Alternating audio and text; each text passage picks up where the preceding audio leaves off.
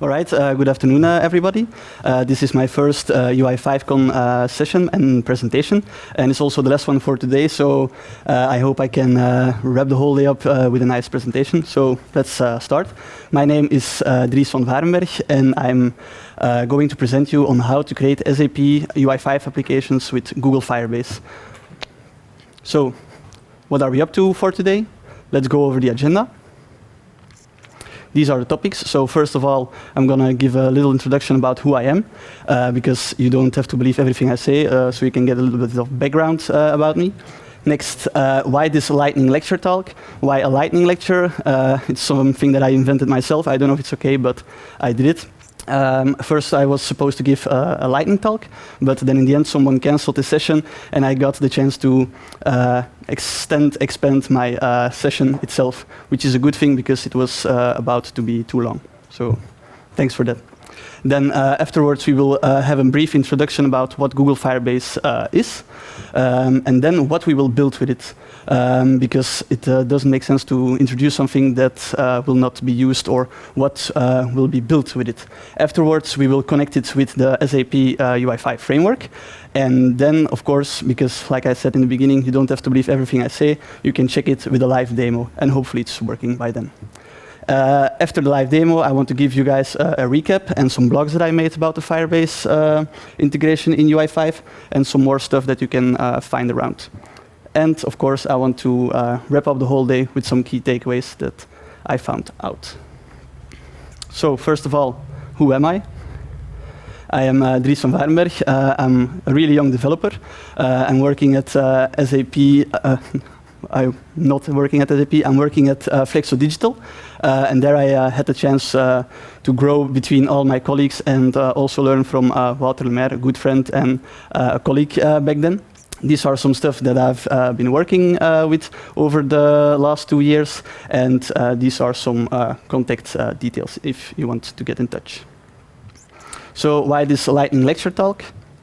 Well, like I said, I made some blogs about it, and what I did, I think it's around like 8 months ago now, I created my first SAP UI5 Firebase blog, but I was not sure if I should post it because I was a little bit afraid, UI5 Firebase, what's everyone going to think about that? But actually, in the end, it turned out that a lot of people liked it, and I got some really nice comments, which were also opening my eyes too, because there was someone with the following comment. And I'm also GDPR compliant. You can see it, anonymous. I've always been working in the SAP ABAP world, and some time ago I have been spending 1 year developing SAP UI5 apps, and I did not know these kind of databases. We always use SAP as a backend, the sub gateway for OData. Very nice, because I like to work with SAP UI5 and the OData too, because I have all my metadata in there, and also what we saw today with all the OData services provided by the CAP-M and our backend and services. It's really nice, but it's not the only way to work with databases and the UI5 framework. So what I want to do is to enlighten more developers that you can integrate with everything that you want. So enough about me and what I did and why I want to do it. Let's have a brief introduction to Firebase. So who already used Firebase in SAP UI5 applications among you guys? Okay, 1, 2. All right. You guys liked it to work with it, play around with it in UI5? No? Not a fan? All right. And then who already used Firebase without SAP UI5? Okay, some more people. Yeah. And who doesn't know Firebase? All right. Okay, perfect. So then we will have a small and brief introduction. So what is it? It's also a platform. It has a lot of stuff out there. You can get started with Android, iOS, and start it for the web, and so much more. But it's not only just a platform that can be used for those kind of things. It offers a lot. It offers like building your application, improve the quality, and grow your business. Like you can see, you have Firestore, you have the real-time database, you have hosting, authentication, all stuff that we can find on the SAP Cloud Platform too. Now, also these test labs, these performance monitoring, and also the predictions, all stuff that we can find in the SAP Cloud Platform, which brings me to the next slide. And that's how it's called. It's the Firebase console. This is the place where everything comes together and can be used, like I said, just like the SAP cockpit. So let's go over to what we are actually building today. We are not just building anything. We are building a real-time shipments app. And what is this real-time shipment app? What is the purpose of this app?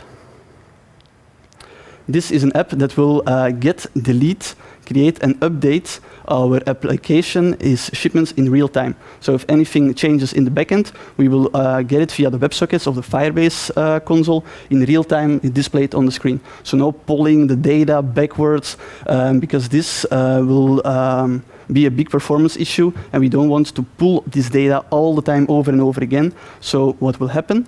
Firebase console, the database, it will say to us, oh, something changed. This is what you need to display on the screen. So no more polling the whole time. So this will be the screen. If we want to create something, if you want to create a shipment, we will just have a small fragment, put some stuff in there, create it. Also, when we want to update it, it will be displayed in real time on the screen. So how do we connect this whole thing? There are some steps. The first two steps are actually two steps that need to be performed in the Firebase console itself. So how to add the Firebase to your JavaScript project. Create a Firebase project. It's an easy step in the console itself of Firebase. Next, you register your app. It just means that they have some knowledge about it and that it's out there.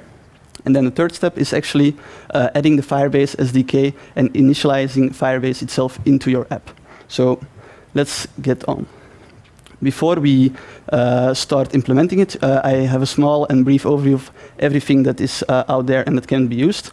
We are lucky because all the services of Firebase are out there and can be used in our UI5 applications. If you start developing with Node.js apps, you will still have to wait on some of them because they're not ready. And I also don't know if they will be out there when. I have no idea. So for now, we're good because we have everything that we need.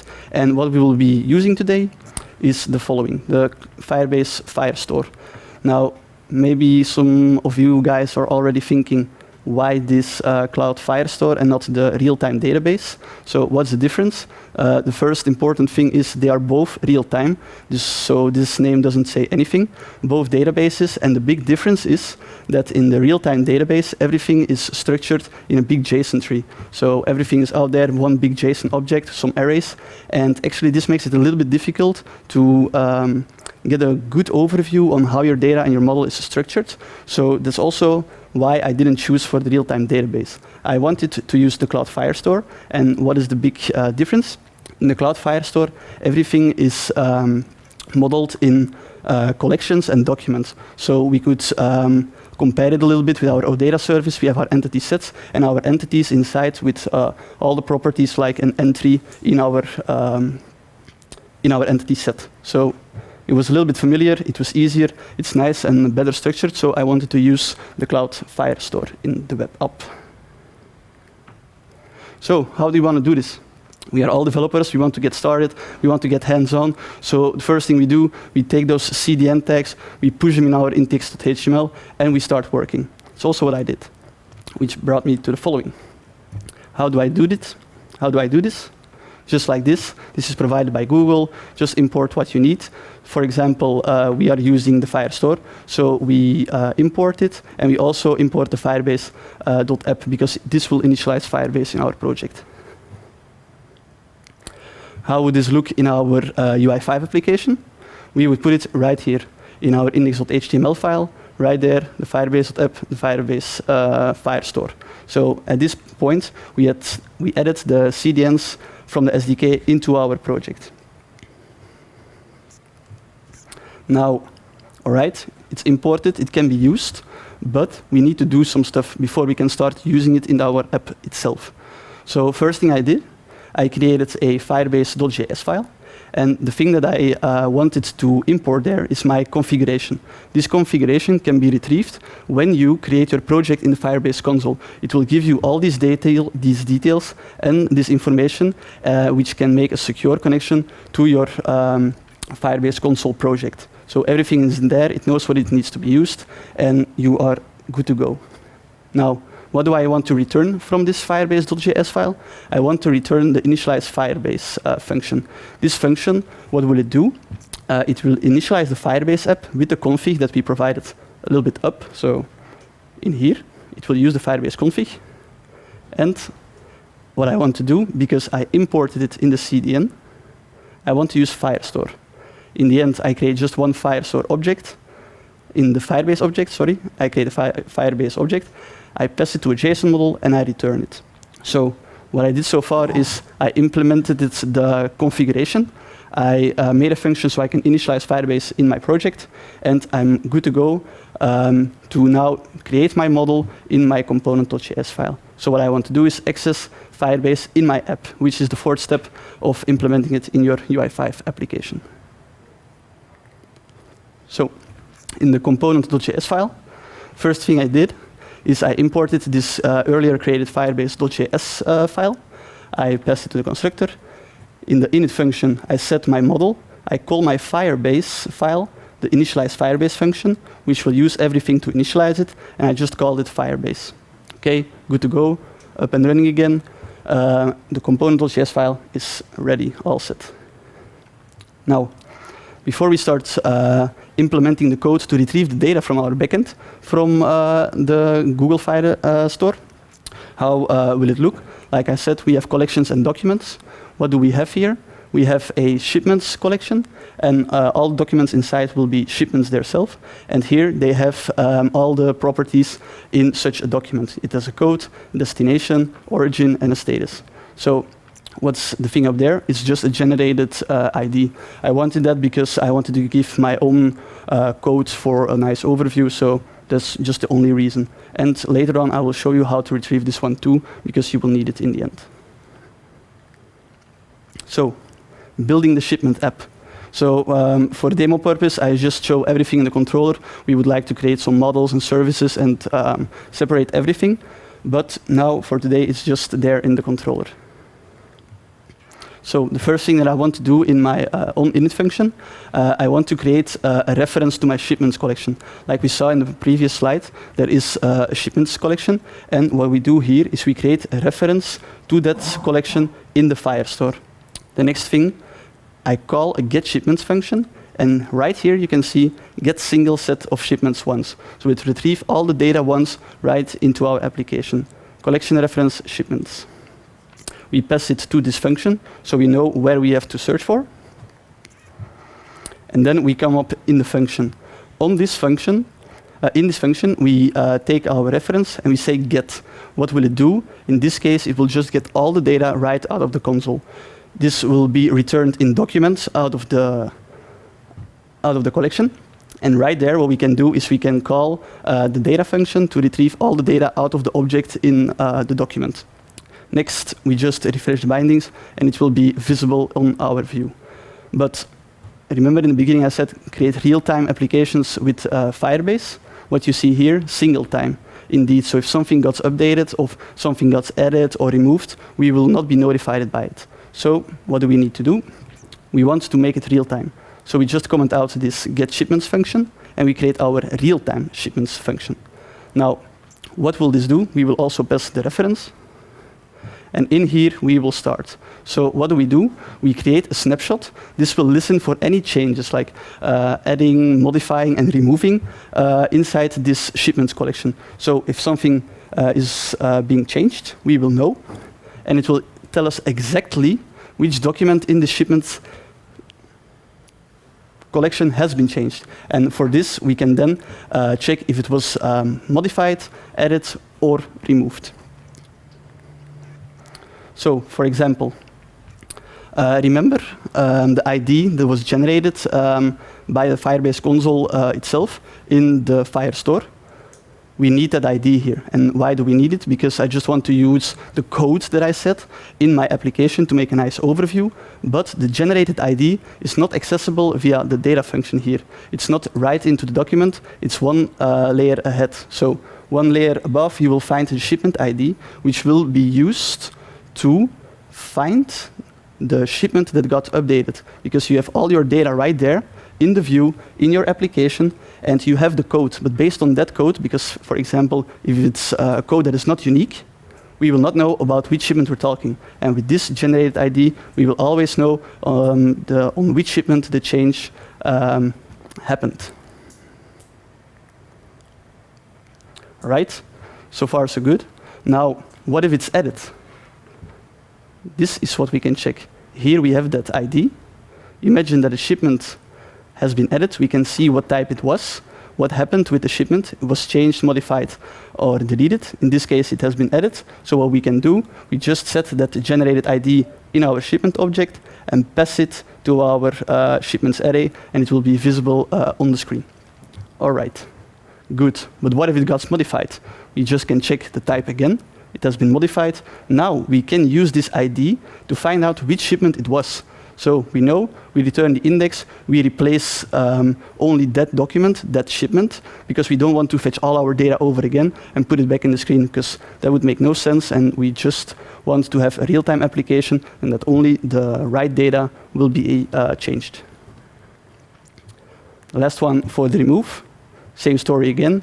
Find with the ID, remove it, and use splice. Don't say delete shipment data.shipment, blah, blah, blah, because your data will be gone, but you will still have an empty row in your table, and that's not what you want. And then, of course, some additions. For example, if you want to create a shipment in your UI5 application and send it to the backend, to the Cloud Firestore, you can just create it here. You just take your collection reference again to your shipments. You say add, you pass the shipment, and you're good to go. That's it. All set. Let's go. Same story for the deletion. You just take the shipments reference. You say that document with that ID, just delete it. You remove it from your array. It's gone, and it's gone in your backend. But now, running the application. What did we use to initialize Firebase in our application? What did we do? We used the CDN, right? Because we're developers, we want to get started. We want to run before we can walk. We import it. OK, nice. Run as web application. OK, looks nice, right? Application is there. We have the codes that we were talking about. We have the origin, the destination, and the status. But then, run the app as an SAP Fiori Launchpad sandbox. The lovely pop-up that says doesn't work. And if you look at the code, you will see. I don't know if it's readable. Can everybody read this? Probably not. So I will read it out loud. Firebase is not defined. All right. So everything we did will not work. No data. A full project for nothing. No, not at all. Just need some small adaptations. What do we need? We have the Fiori Launchpad, and it needs some Firebase preparations, let's say. So why is that? Because our SAP Fiori Launchpad applications run from the component.js. It will not use our index.html, because it was set up like that. So all the things we did here, just put them in comment. Don't ever think about them anymore. So we will be using here our project structure, and we will create some stuff. So what will we create? I created a libs folder, and I just Googled those URLs, which brought me to the following. As you can see here, if I Google it, I see a lot of code, which I didn't even try to understand. I just copy-pasted it in, because I know what it did. It initialized Firebase in the index.html. So I copy-pasted it, created some files in the libs folder, and then you have it. There inside, you just copy-paste the whole code in that file, and then we adjust the manifest.json file. Here we provide some resources, the JavaScript resources, which will be loaded from the beginning, from the start that we start our application. And they will be loaded into our app. You just call them the way you want, but it makes sense to call them Firebase app, Firebase store, at the version, because the version will also be available when you search for it. It's right there. It's in there. If you cannot read it, it's Firebase/6.20 Firebase app. I just call it the same story for Firestore. Also other services you want to use, you can just add them there, copy the code inside, and you're up and running. Only one thing left in the Firebase.js. Firebase will complain that it has already been initialized. So since we're using our Fiori Launchpad and we'll be navigating through applications, the problem is we also enter this function every time over and over again, which we don't want. And Firebase will say, I'm already initialized, I cannot initialize twice, so again, we're dead. So quick dirty fix, let's check if the app is already initialized by the length property. If it is, don't initialize it again, else initialize it. All right, run the app as a SAP Fiori Launchpad sandbox and think, nice look and feel, it's working, no problems anymore, everybody happy. So nice, cool story. Now, can you show me? Because nice print screens, I want to see that in real time. All right, let's try.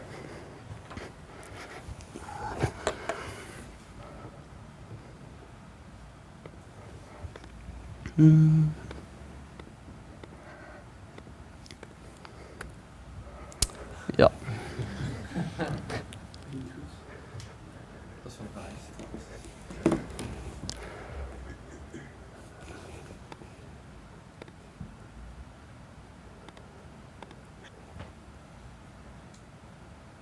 Right.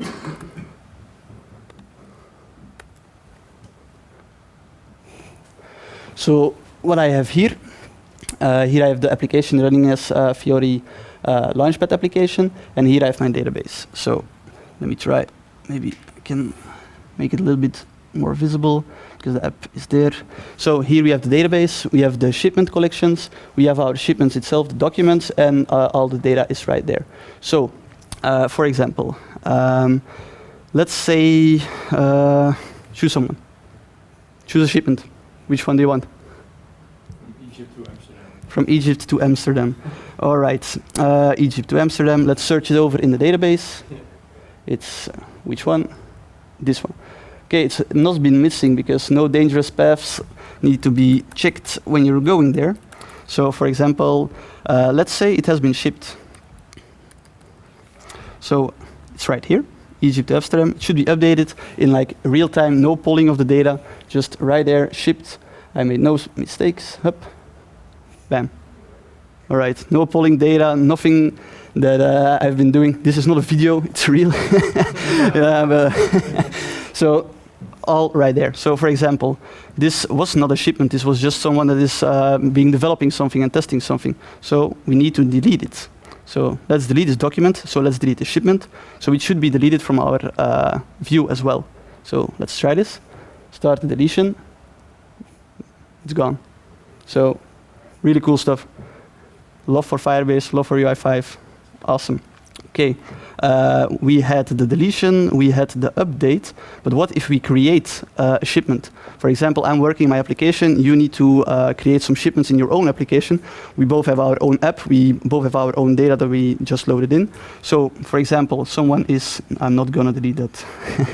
Someone is creating a shipment, it will have an auto ID, then it will fill in all the properties, the ID will be, nope, it's code that I used.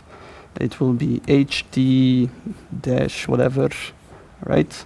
Let's add a destination. We're coming from Waldorf.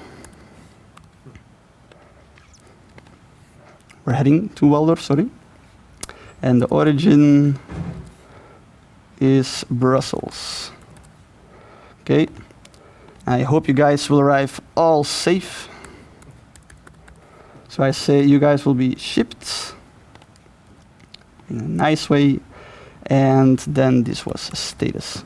So if I didn't make any typo, it should be appearing on the screen in no time. Bam. There you guys are.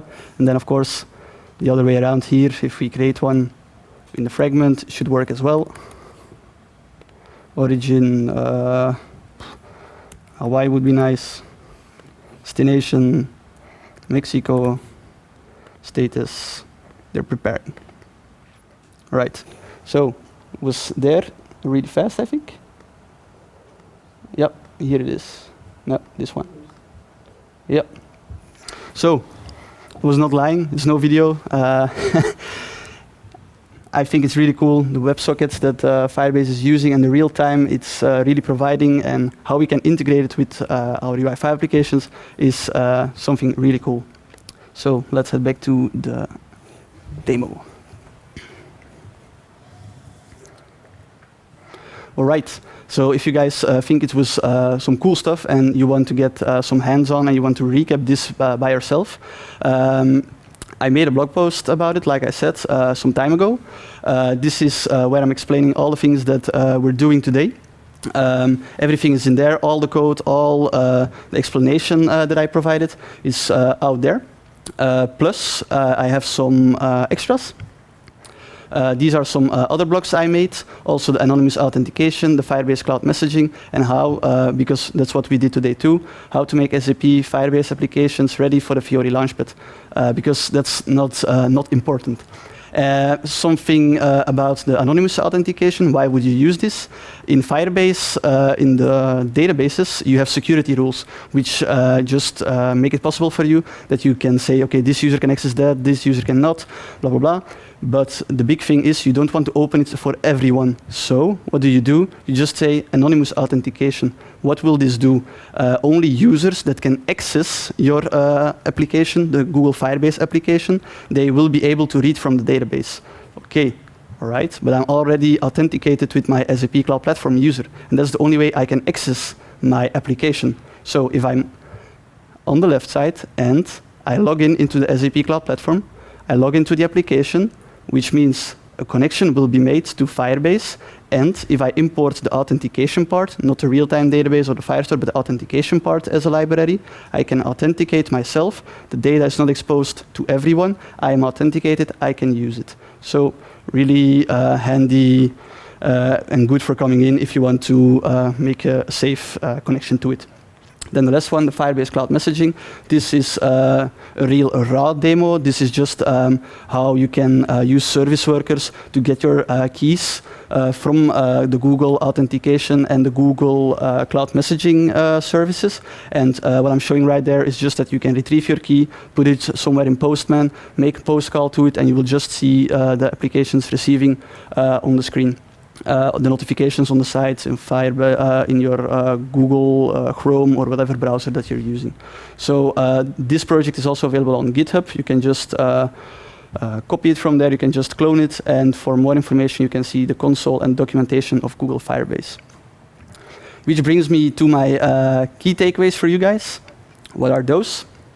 SAPUI5 is a JavaScript framework like most of us already know.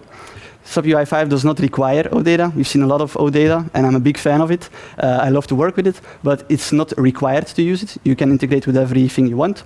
So you can integrate with third-party platforms like Google Firebase, and you can use real-time databases and other services, but to make them ready for the Fiori Launchpad, you need to make some adjustments. And in the end, I think SAPUI5 and Google Firebase combinations, they rock. Thank you, everyone, for your attention and to attend my session. Thank you.